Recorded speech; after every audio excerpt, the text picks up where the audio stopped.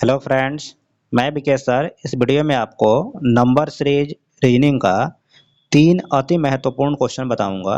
ये वीडियो आपके लिए अति महत्वपूर्ण है, इसलिए इसको ध्यान से देखिए, क्योंकि ऐसे क्वेश्चंस हर कॉम्पिटिटिव एग्जाम में 3-4 क्वेश्चंस पूछा ही जाता है। और वहीं अगर आप बैंक एग्जाम देखिएगा तो बैंक आप क्लर्क लेवल का एग्जाम दीजिए चाहे पीओ लेवल का एग्जाम दीजिएगा तो उसमें 5 क्वेश्चन फिक्स रहता है, खाली आपका नंबर सीरीज चैप्टर से ही रहता है। इसलिए वीडियो आपके लिए अति महत्वपूर्ण है, इसको ध्यान से देखिए। और अगर आप चैनल पर पहली बार आए हैं तो चैनल को सब्सक्राइब कर लीजिएगा, ताकि जब मैं नेक्स्ट टाइम वीडियो अपलोड करूंगा तो वीडियो आसानी से आप तक पहुंच सके। चलिए स्टार्ट करते हैं और देखते हैं एक एक करके सारे क्वेश्चंस को। तो देखिए, जो हमारा पहला क्वेश्चन है इसमें हमको इस वाट का मान निकालना है, ठीक है। तो देखिए, इस वाट के मान को निकालने के लिए सबसे आसान तरीका क्या हो सकता है कि सबसे पहले आपको देखना है कि आपका नंबर जो दिया है वो किस ऑर्डर में दिया है, मतलब इंक्रीजिंग या डिक्रीजिंग ऑर्डर में। अगर ये इंक्रीजिंग ऑर्डर में है मतलब एक नज़र में इसको देख लेना है, एक सेकंड या उससे कम टाइम में तुरंत देख लिया कि भाई ये इंक्रीजिंग ऑर्डर में। अभी इंक्रीजिंग ऑर्डर में भी है तो कितना का गैप है, मतलब थोड़ा सा गैप दिख रहा है, फिर बहुत ज़्यादा गैप दिख रहा है, या फिर इसके मल्टीपल्स में आपको दिख रहे हैं। तो अगर इसके मल्टीपल्स में आपको दिख रहे हैं तो आपको ये सोचना है कि भाई आपको क्या करें, हम मल्टीप्लाई करें, ठीक है। तो आप ध्यान से देखें, तो अगर हम 8 में क्या करें, 3 से मल्टीप्लाई कर दें तो 8 तरीका कितना हो जाएगा 24, और उसमें अगर हम 4 जोड़ दें, ठीक है, तो कितना हो जाएगा 28 हो जाएगा। यानी कि 8 में 3 से मल्टीप्लाई किया तो 8 तरीका 24 और 4 जोड़ दिया तो 28 आ गया, क्योंकि इसके मल्टीपल के करीब में था। सेम प्रोसेस हम आगे लगाते हैं और 28 में हम क्या करें, अब 28 तियाँ करेंगे तो 30 तियाँ 90, 116 के पास हम नहीं जा रहे हैं तो चरगुना करके देखते हैं। तो 28 चौका कितना होता है, तो 3 चौका 12 120 में से 2 चौके 8 के 112 होता है। 112 में आप 4 जोड़ दें तो 116 हो जाएगा। मतलब पहली बार हमने क्या किया, पहली बार हमने 3 गुना प्लस 4 किया, दूसरी बार हमने 4 गुना प्लस 4 किया। अब तीसरी बार क्या करेंगे, अब आपको खुद दिख गया हो गया, मतलब अब इतना ही सा आइडिया लग गया होगा कि भाई पहले 3 गुना हुआ, बाद में 4 गुना हुआ, तो आगे डेफिनेटली 5 गुना होगा। और सब में 4 बढ़ रहा था तो हम यहाँ 4 बढ़ा देंगे। तो जब 4 बढ़ाएंगे तो आप देखिएगा 116 में 5 से गुना करेंगे तो 116 पचे कितना हो जाता है, 116 पचे होता है 500, इस मैंने 150 500 और 16 पचे 80, 580 और 4 हो 584। सही तो है, आ गया। तो अब इतना जब आप देख लिए, इतना आपको दे दिया गया है तो आगे तो आप आराम से निकाल सकते हैं ना इस वाट का मान। बोलिए क्या होगा। तो हम क्या करेंगे 584 में आगे हम 6 से गुना करेंगे, क्योंकि 5 तक तो गुना हो चुका था। तो आगे हम 6 से गुना करके और कितना जोड़ देंगे, 4 जोड़ देंगे। तो कीजिए 584 में 6 से हमको गुना करना है और कितना जोड़ना है, 4 जोड़ना है। तो पहले कर लेते हैं, 6 चौका 24 के 4 शेष 2, ठीक है।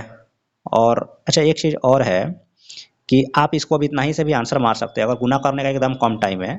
खाली इकाइयाँ गुना कीजिए, 6 चौका 24 का 4 आ गया और 4 जोड़ना था, 4 4 8। देखिए कहाँ इकाई यहाँ पे 8 दिया है, तो ऑप्शन नंबर सी में दिया, तो ऑप्शन नंबर सी आंसर हो गया। कम टाइम है तो ऐसे आंसर मार दीजिएगा। अगर उसके पास आपके पास टाइम ज़्यादा है तो आप इसको पूरा करके देख लीजिए, देखिए हम जो मारे हैं वहीं आंसर आएगा। क्योंकि 6 चौका 24 का 4 शेष 2 बच गया, 6 8 48 2 50 के 0 शेष 5, 6 5 30 और 5 35, कितना आया 3504 आया। और ये 4 प्लस करना था, तो 3504 में जब 4 आप प्लस करेंगे तो वो कितना आ जाएगा, 3508 आ जाएगा। देखिए हम यही आंसर लगाए थे, ठीक है।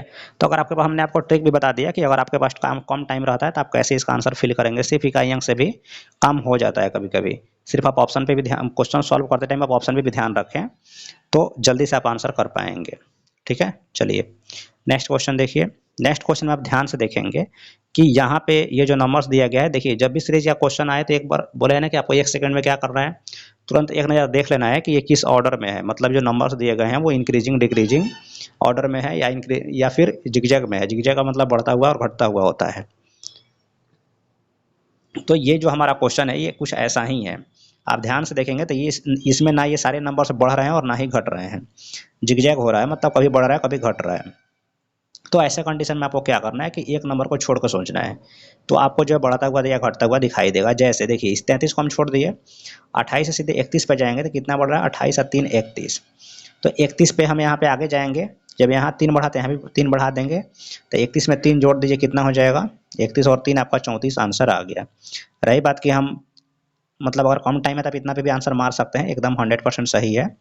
रही बात टाइम ज़्यादा है तो आप इसको प्रूफ, मतलब और इसको क्लियर कर लीजिएगा, प्रूफ कर लीजिएगा। क्योंकि देखिए ध्यान से, जब आप यहाँ से 33 से जो है आप 36 तक जाते हैं तो यहाँ पर भी आपको जो है 3 ही बढ़ रहा है, और 36 से 39 तक जाएंगे तो यहाँ पर भी 3 ही बढ़ रहा है, मतलब सब में 3 3 में ही बढ़ाना था।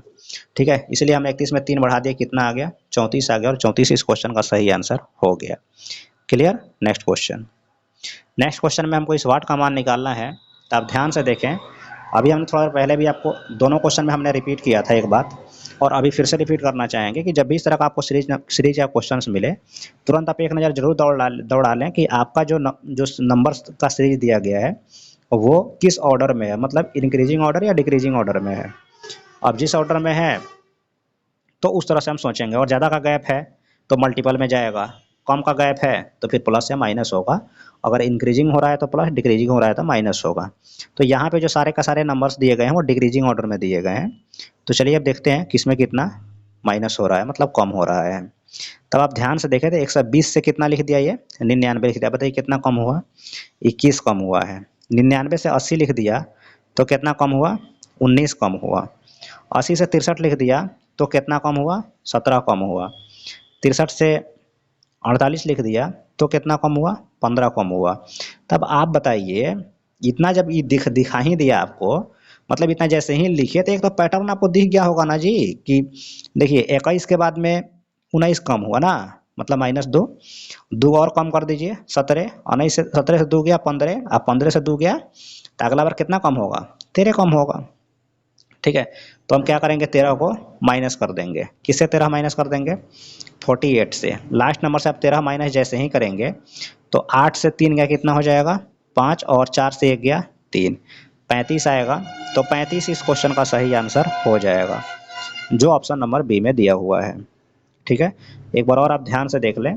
देखिए इस तरह का जब भी आपको क्वेश्चंस देखने को मिले, तुरंत आप क्या करें कि एक बार ध्यान से देखें किस ऑर्डर में दिया है, इंक्रीजिंग या डिक्रीजिंग ऑर्डर में। ये डिक्रीजिंग ऑर्डर में था तो हमने सोचा है भाई कितना कितना घट रहा है, पहले हमने तुरंत क्या कर दिया, उसको लिख दिया। इसको हमने जैसे ही लिखा तो हमको यहाँ पे दिख रहा है, आप इसको ऑड नंबर भी बोल सकते हैं, फिर 2 का डिफरेंस भी बोल सकते हैं, कि 21 के बाद में 19, 19 के बाद 17, 17 के बाद में 15 माइनस हुआ था, 15 के बाद में जब सब ऑड नंबर है, विषम संख्या है, तो 15 के बाद मतलब 15 के पहले जो है विषम संख्या घटते क्रम है, तो 15 के बाद घटते क्रम में विषम संख्या क्या आएगा, 13 आएगा। तो 13 माइनस करेंगे 48 से और हमारा आंसर आ गया 35। तो 35 इस क्वेश्चन का सही आंसर हो जाएगा। ठीक है फ्रेंड्स, इस वीडियो में इतना ही। वीडियो अच्छा लगा चैनल को सब्सक्राइब कर लीजिएगा, इस वीडियो को लाइक और एक बार मैक्सिमम शेयर आप जिस भी प्लेटफॉर्म पे हैं, मतलब जिस भी सोशल मीडिया प्लेटफॉर्म पे हैं, जैसे कि आप व्हाट्सएप पे हैं, फेसबुक पे हैं या इंस्टाग्राम पे, जहाँ भी हैं, इसको एक बार शेयर जरूर कर दीजिएगा इस लिंक को। मिलते हैं आपसे नेक्स्ट वीडियो में। Thank you.